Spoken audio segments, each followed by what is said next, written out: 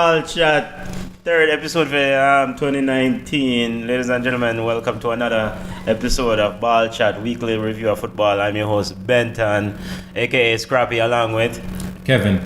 and Biggs. And Biggs. And on the phone, we have Kamon joining us this week. Kamon, how are you doing? I'm good. All right, ready to talk and discuss football. We're not even going to waste any time this week because we have so many things to talk about. Yes, sir. So much drama this week. So we're going to kick off this week as usual with our Ballers and Bugs segment, and then we'll discuss some topics in Europe this week in football, and then segue to football in the Americas. So we're going to kick the show off with our Ballers this week. Come on, the lady is going to take the lead. Who is your baller watching football this week? I'm going to go with Mo Salah. Mo Salah had an excellent game. He's always everywhere on the pitch. He's doing what he's supposed to be doing. He's scoring goals and making good plays. So Salah is my ball of the week. Mohamed Salah scored 2 goals for Liverpool. They defeat Crystal Palace in an exciting game, 4-3. So Mohamed Salah is what a man for die, but we'll get to that later. Mohamed Salah is Cameroon's ball of the week. Kevin, who is your ball of the week, boss? My ball of the week is Wolves' Diogo Jota.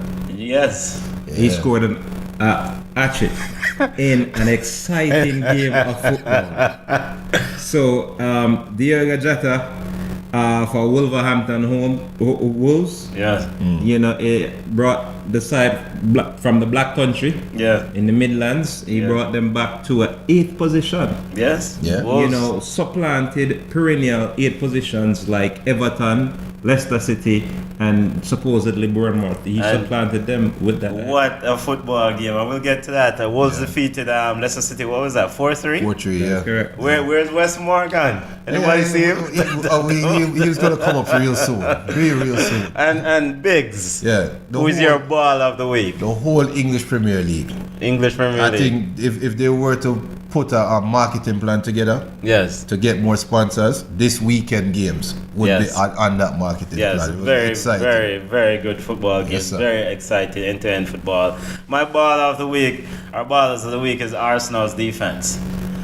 The fact that Arsenal's defense can go a weekend without conceding a goal is absolutely impressive. They defeated Chelsea 2-0.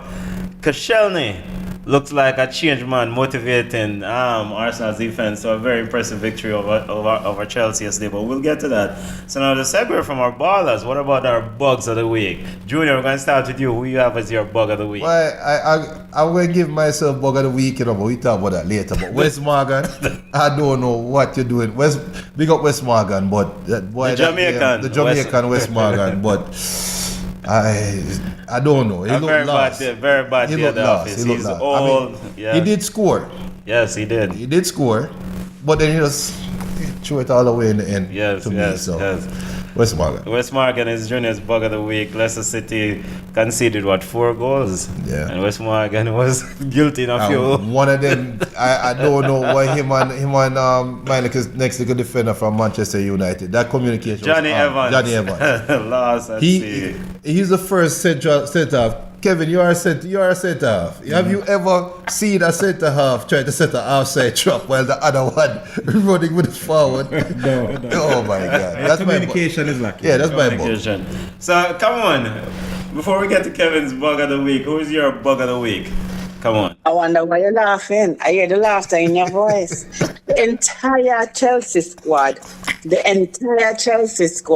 down to the makeshift striker, the makeshift midfielder, and the makeshift coach. Chelsea is the entire Chelsea, the bug of the week. They cannot be makeshift strikers. They are legitimate strikers. Alvaro Morata and Giroud, they are legitimate strikers. So I don't makeshift. You need to stop it. Hazard is the Are you makeshift. really talking about the hazardous one? Yes. False 9. Come on, the false nine striker. It's ridiculous. So Chelsea's man bug of the week. And we'll get the Chelsea versus Arsenal game in a little bit in our review segment. But Kevin, who is your bug of the week, boss? Well, Junior, it's like great minds think alike.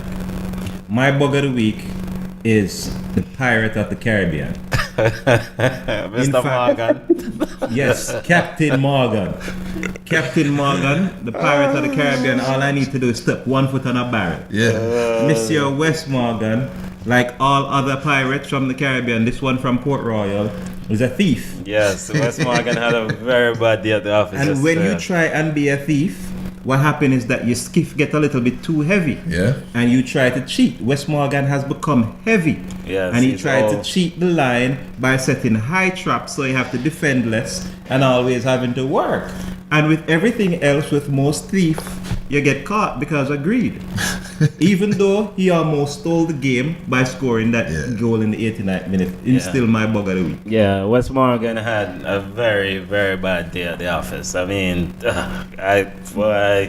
his days are numbered. He's running. He had a great career at Leicester City. So, my bug of the week is James Tompkin.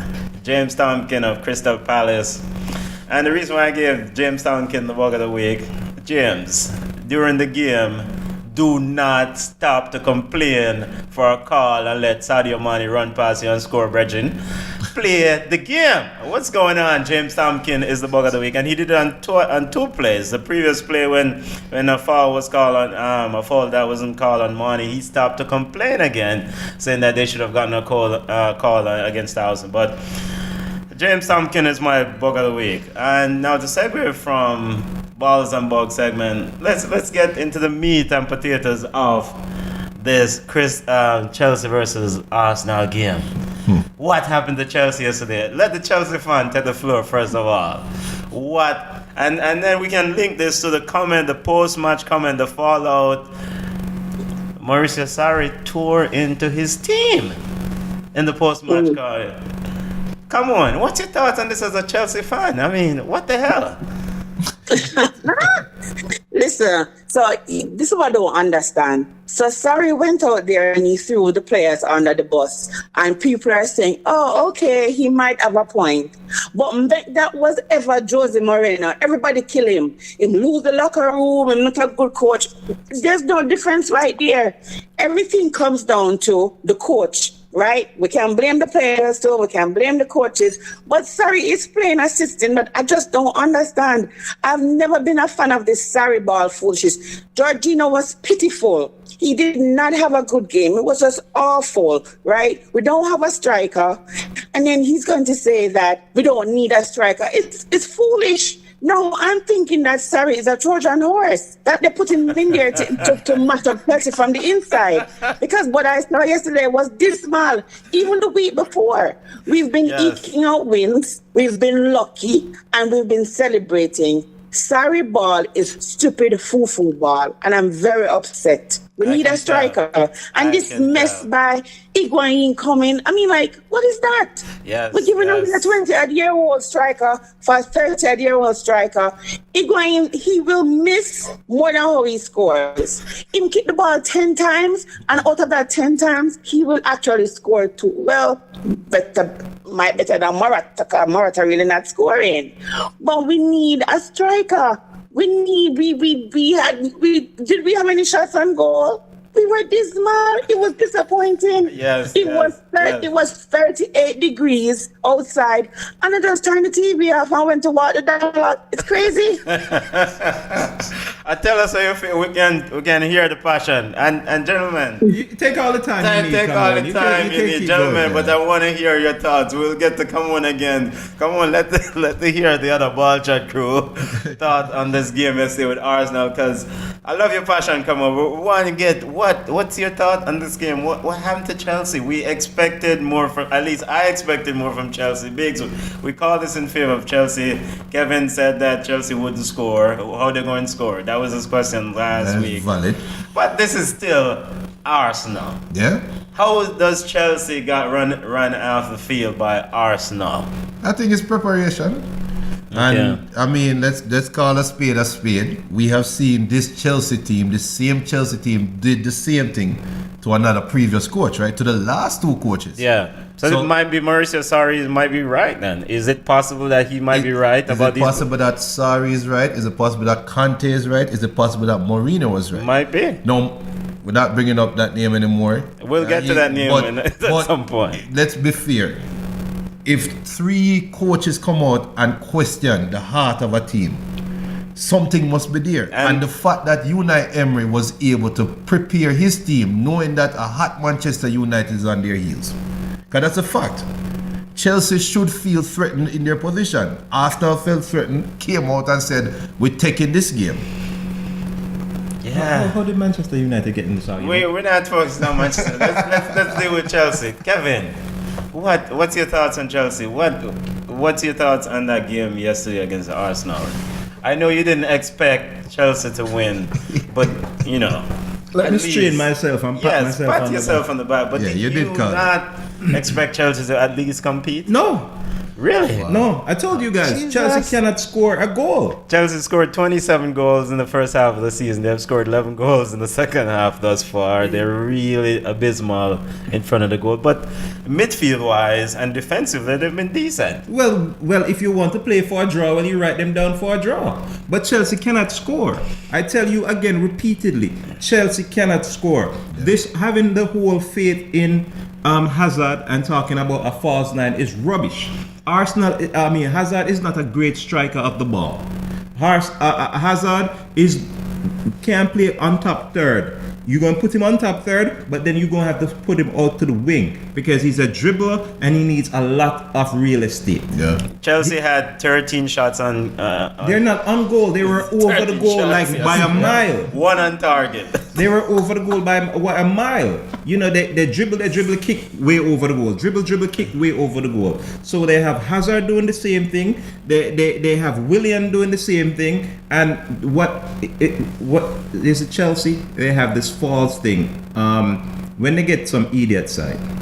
And Pedro last week scored 2 goals. All of a sudden, they Against think Pedro is a goal scorer. It's not gonna happen. Yeah. So is it time for Chelsea to move past his core players, the Willian, the Pedros of the world, even the Hazard of the world? Is it time for them to move past these players? Most definitely. And I want Kamon to get in on this also in a second, but Most definitely, those players are old. They're slow. Okay. What do you mean by no? You can't. No, I don't agree with that. I just think that we need core pieces. I mean, we can still have the team together. Still pick up some. Pedro need to go just like how Fabregas just ride off in the sunset. Go and go mash up Henry team. And should I go with him? I think Willian is actually past his prime. We actually have good players. We have good players where other teams want. We have the young man where Bayern Munich want and Chelsea won't let go, but yet won't play. We have the Hazard. We need the Hazard. We can keep him. We can keep the Kante. We can keep the David Luiz. But we need good pieces. We are lacking in attack. Why would you not get attackers? Why won't you get good attackers? Why won't you shore up the front line so we can actually score goals? Pedro is not a goal scorer. He's a workhorse. You can put him in there and can run people. But at some point, we need players to put the ball in the back of the net. I agree. But come on. But, you know, Hazard is a pivotal part of this team. And by now, this is Hazard's team, right? Can we say that this is Hazard's Chelsea? If this team is going through this ebb and flow, this fluctuating, mood swing throughout the season, shouldn't Hazard take some of the blame as a leader? This is his team. He went through the same thing with they didn't like playing for Conte. They throw fit and they just kind of screw it around. The same thing for Jose Mourinho. And now we might see the same thing now with Mauricio Sarri to the end of the season, where he called them out in the press and they might just stop playing for him. Yeah. I think you're mistaken being the best player on the team with being a team leader. Yeah, but Hazard is not a team leader. He's not a team leader, but he's pushed to the front of this team. This is just not part of his makeup.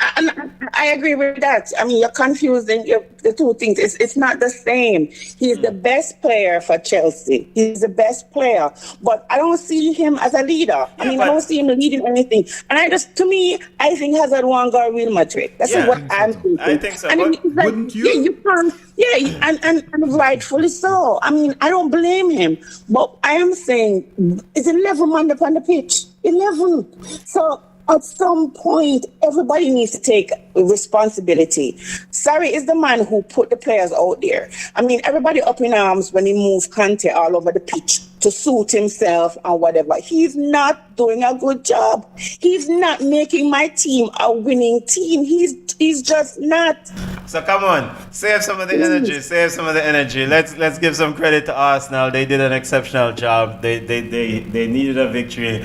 In fact, you know, we spent so much time talking about Chelsea that we don't even spend the time talking about Arsenal. And we'll get to Chelsea. But while we're talking about Arsenal catch a box side and then beat a box side. End the story. End the story. But credit to Arsenal. Lacazette played well. Torreira was awesome in the midfield. Yeah. They were committed in getting that job done yesterday. Yes, and they unlike Chelsea. So at the end of the day, Carmoni said it's 11 versus 11. You know, people have to do their job, and I totally agree with you. And they're not doing it at Chelsea. And we'll get to Chelsea again later in a prediction segment because they play Tottenham in the second leg of the EFL Cup this week. Yeah. It might be another nightmare, semi-final game. All right, to segue from the passionate Chelsea fan and then segue to other news in European football this week. David Wagner is out at Huddersfield. Huddersfield sitting at the bottom of the table in the EPL. Any thoughts on this, or is just expected? I didn't think he was sacked. I think They parted ways, the management gave him the opportunity to leave. I think he felt like he wasn't getting enough players. He did a masterful stroke last season. Yeah. Huddersfield hasn't been in the league in the top flight of football since probably I think 74. And you know, for him to bring them back up, it was a great job on his part. He did great last season. Yeah. But I mean, they couldn't attract any players, or they didn't have any money to spend. I mean, there's only so much and no more and nothing more you can do. Yeah, this I think the stress is getting to him, and you know, to take care of your family. You did your best you can. Take a break. I think you have a better job lined up. I think that's what happened. Do not be surprised if Everton comes calling. Makes sense. Oh my goodness, not ever. So then to segue on this, to kind of link these two, do you think Marcus Silva is in trouble at Everton? Of course. Most definitely. Come on, do you think Marcus Silva is in trouble at Everton? Of course. You're not winning. Yes. Why? Why not? Everton pretty much. Everton. You're not winning. Listen, Everton.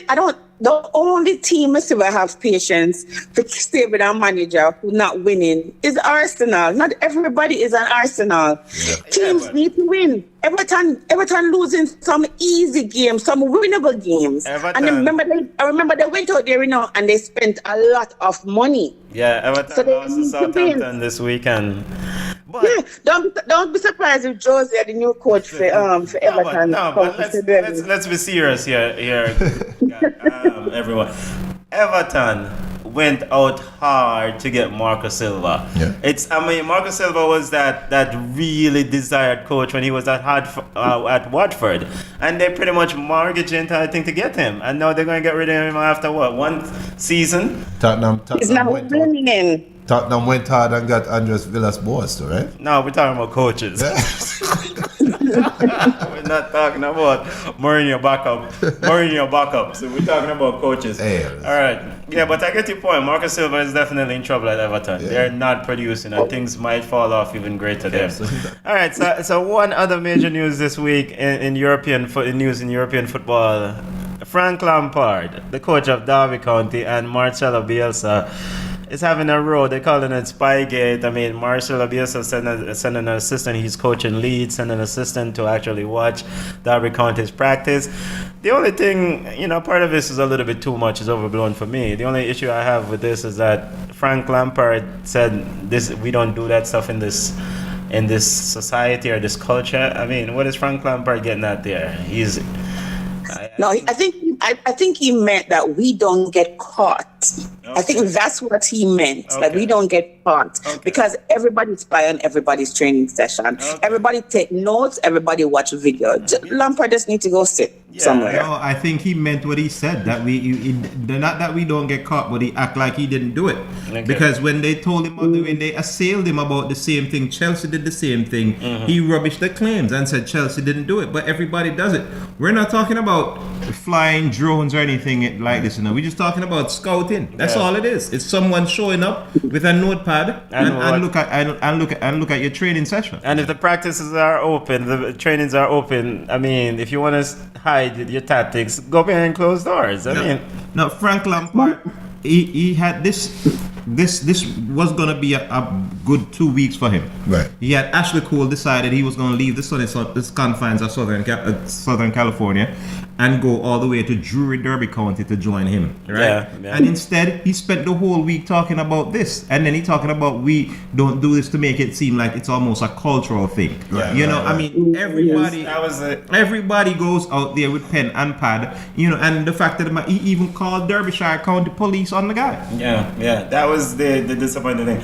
But good for Yes, but how different is it though than other than watching the game? I mean, you watch the game live, right? You watch it on TV. You see how them play. You see who goes through who. You see where the ball goes. You see the runs that they make. How different? You see, I think it's just overblown. And Frank Lampard just creating a mountain out of a molehill. This is ridiculous.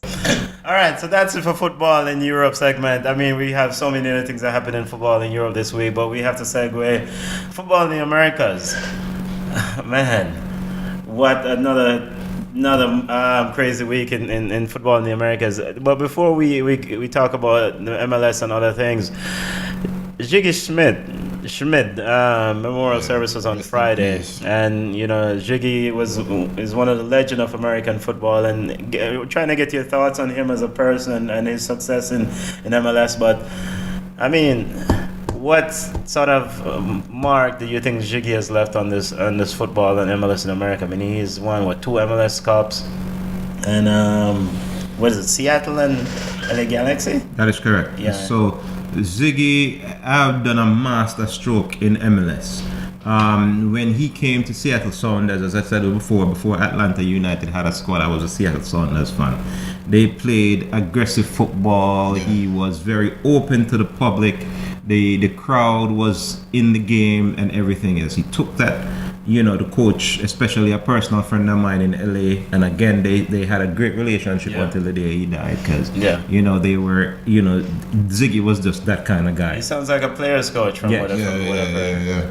And then he was in Atlanta for a short stint, and then I think he's a part of the U.S. fabric, the sport. I mean, when you think of soccer in America, not even football, you think of soccer in America, Ziggy Smith is one of those names in Chicago. Not because he's passed now. We're not trying to make it sound better than it, but he really is. Yeah, he left his mark. He left his mark. He has, have a very, very vast branch of the American coaching tree. I mean, it's between him and Bruce Arena. A lot of the assistants came. Is either linked to those two guys. Your thoughts on Ziggy Schmidt? Come on, and what he has done to American soccer. I've never met him, but I watch and watch MLS and see when he's coaching Seattle. And I know, one player, Eddie was saying that he's a player's coach, that you could talk to him about anything, that's going on, and he will actually take time for him. But apart from that, I don't know anything about Ziggy. Yeah, Ziggy Schmidt. Rest in peace, and he's left his mark on the sport in America, and definitely in North America. I mean, MLS, the segue from Ziggy Schmidt, MLS preseason starting again. It's like the season just ended recently. For us Atlanta fans. For us, not for the DC United fans. No, not for everybody. Not for everybody, but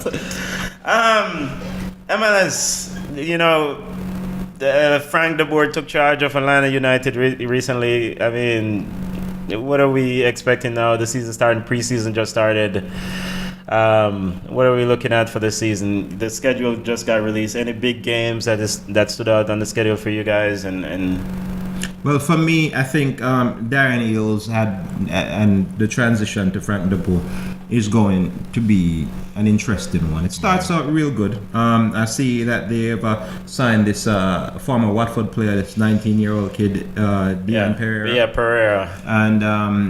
And also I see they went down and pressured River Plate star Gonzalo Martinez as far as trying to come here. So European teams wanted him, and he also decided he was going to come to Atlanta. And of course, he's not as young. He's not 19. He's 25. But then there's also some tricky ways on to see how will we pay for him. So now the thing is to see if they could get it's that Argentinian what's his name, Barco. Yeah. See if they could get Barco on loans. Okay. And if they could get Barco on loans, then that would pay for Gonzalez. So that's interesting to see. Of course, now we have a Austin FC. And we're gonna see how if that dilutes the crowd of Dallas FC, which is an exciting team coming up. Yeah. So those are the things that I'm looking out for. I see DC United try to shore up their defense. They went and got some players out for loan from Boca Juniors, of course. Is Shrek still in jail? Ask the DC United fan, please. That's Wayne Rooney, by the way. He was arrested recently, right? That was public intoxication. So you were going. Sorry, Kevin. You were saying about the those are the things that I look forward to. Galaxy had signed this Jamaican kid in the draft, and Peter Lee Vaso. It's not Galaxy. It's LAFC. LAFC. Yeah, LAFC. I stand corrected. LAFC sorry. draft. So I mean, speak about it. Come on, since let's hear your take on it. What? No, I mean, Peter Lee Vassell is a good player. It's a good midfielder. I guess he needs to go into the gym.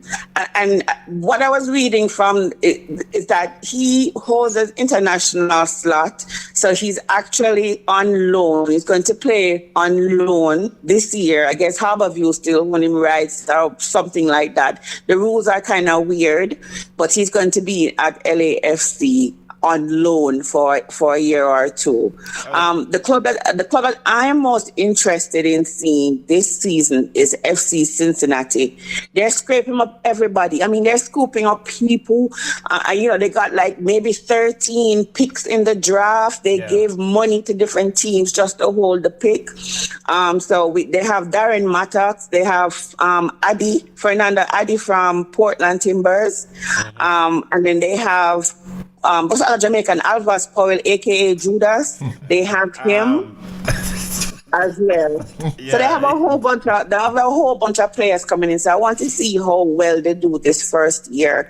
And yes, DC, they ain't this guy named Jara, and then this other outstanding player named Pines from University of Maryland in defense. So it's going to be interesting to see what's going to happen. Yeah. So who's coaching this expansion team in Cincinnati? Who's the head coach? Let me tell you in a minute. Yeah, I don't know who's, but they do kick off this year. I think they played the Atlanta United in one of the first few games in the season. Baptism by fire. Yeah. Biggs, what are you looking forward to this year in the MLS? The schedule is out. I'm sure you've gone through and you picked which games Atlanta going to lose. No, I will never say all of that. But I'm curious to see how Frank de Boer, how he navigates the schedule. Because one thing, they're going to have a target on their back in the MLS, and plus he also has to navigate the Champions League.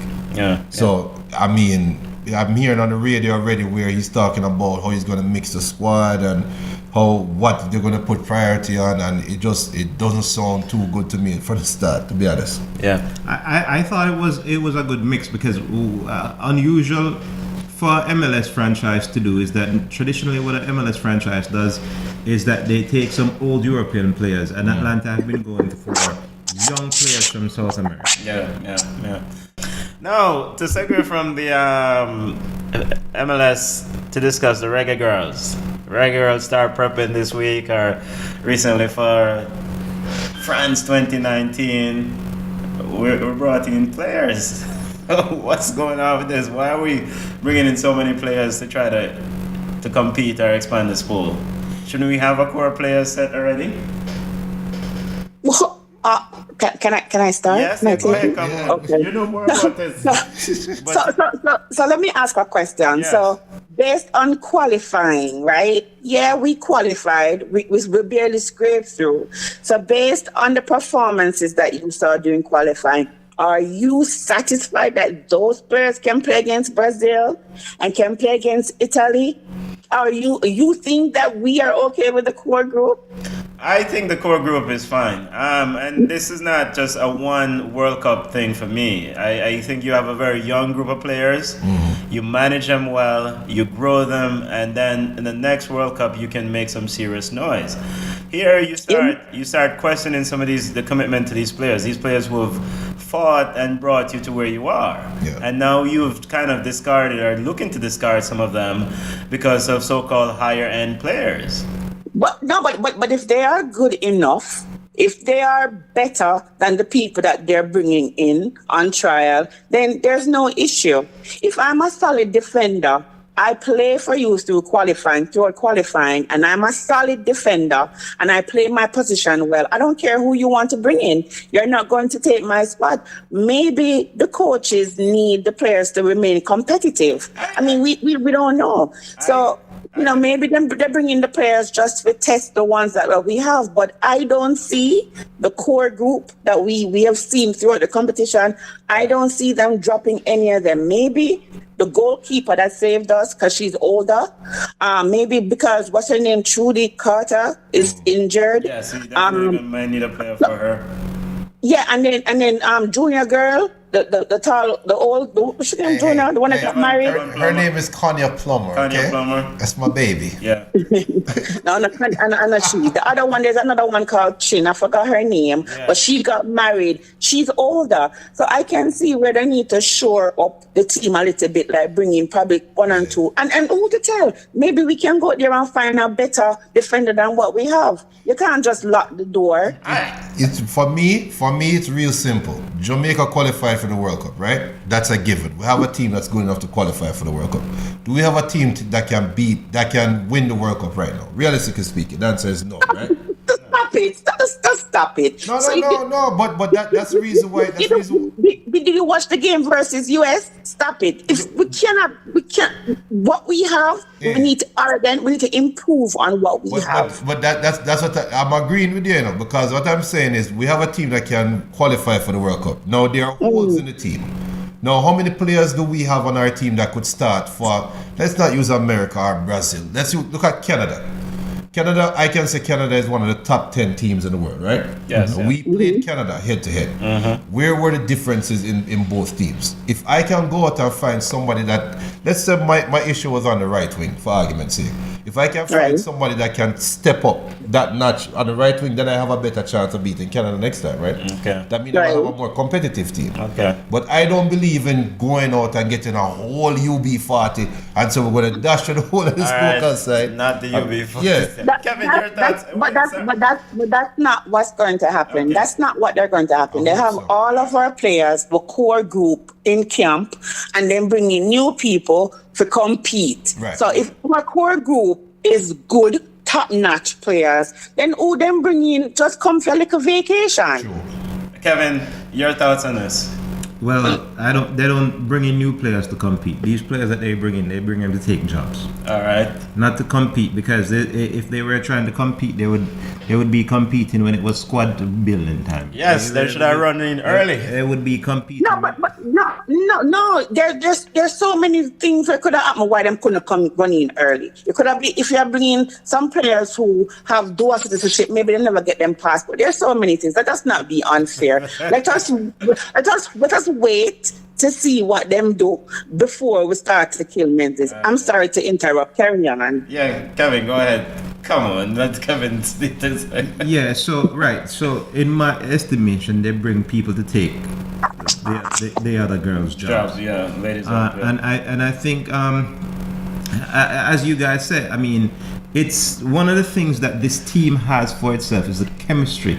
Yes. The struggle that the team has gone through, the struggle that the team has weathered, the fortitude that enable them to build, the belief in each other. You understand? So definitely there are some people who are going to be aged out. There are some people who are going to be injured out.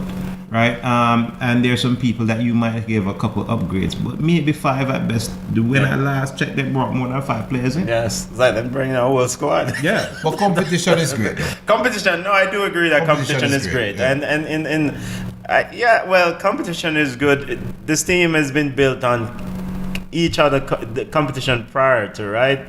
This idea of bringing in new competition. They like Kevin said, they have great chemistry. They know each other. And Minzy said this about his team. He said these ladies know struggle. And one of the interviews that he did in the qualifiers, he said we know struggle. That means they know each other. Now I saw they brought in this player that scored 2 goals in a Nottingham Forest friendly. She could play for the US. She could have played for Nigeria, I think. I can't pronounce her name exactly, but she chose to play for Jamaica. And why is that? Because it's probably the best chance to make opportunity. easy right. chance to Because she make could a make the US team more than likely. And I think Nigeria did make the World Cup, so she could probably make Nigeria's team. I don't know. My only hope is that when the World Cup is done, regardless of what our results are, these players don't scatter out and go. They will. But that's my only hope. They will. Yeah, it's poor management. Yeah. It's poor management. Jamaica will play 2 games against Chile. So it's going to be 2 games coming up in February and March, and so those are going to be very good barometer tests, very good tests of the core. But come on, you get the last say on this with the Reggae Girls. I know you're locked in on the team and you know the ins and outs of that team, but just make sure it's my girl Lauren Silva doesn't get dropped. All right. No man, Lauren Silva spot and Juna girl spot secure. Yeah. But The only person I think need an upgrade would be the goalkeeper because she's older. Well, you know what? No, keeper because she make her win in the PK. So I mean, and she sealed the penalty against Panama. Why you want to get rid of her? Because she's old. So I run my next sister? No, Schneider will stay. Schneider will be the starter. Schneider is a starter. Yeah, starter. But then the penalty taken, the goalkeeper will save the penalty. Hold on. So are we now prepared for Jamaica playing the knockout round to go to penalty shootout? That's a good question. Come on, why would we upgrade the goalkeeper? We don't need no penalty. Yeah, that's a good. Why should we get rid of this our penalty saving goalkeeper? Hold on, anything can happen. I mean, I am fully locked in for the first 3 games, but I expect to either tie with Brazil or eke out a 1-0.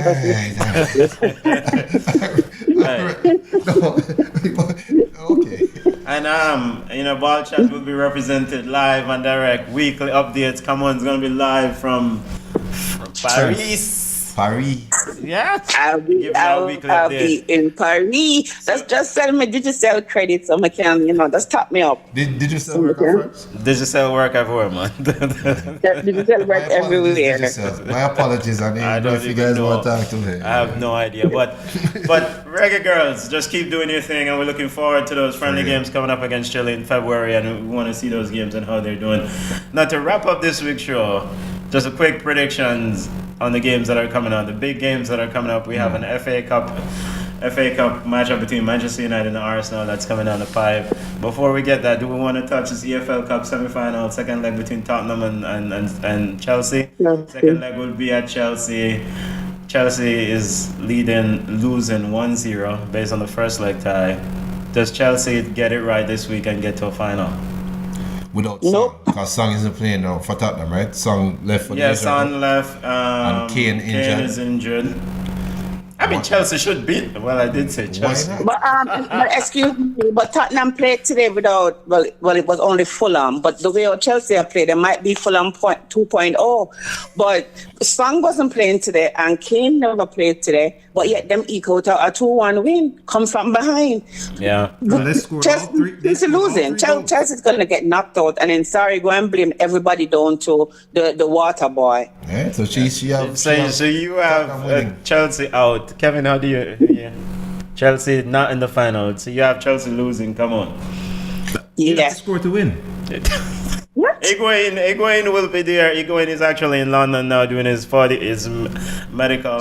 Should be ready for Tuesday morning, Wednesday morning. Well, it means that they'll have to score more than one. All right. So Biggs has have Chelsea defeating Tottenham handedly, and Kevin and Camon seem to have Tottenham winning this. Tottenham is winning this. Whether it be a draw or they win, but Tottenham is winning.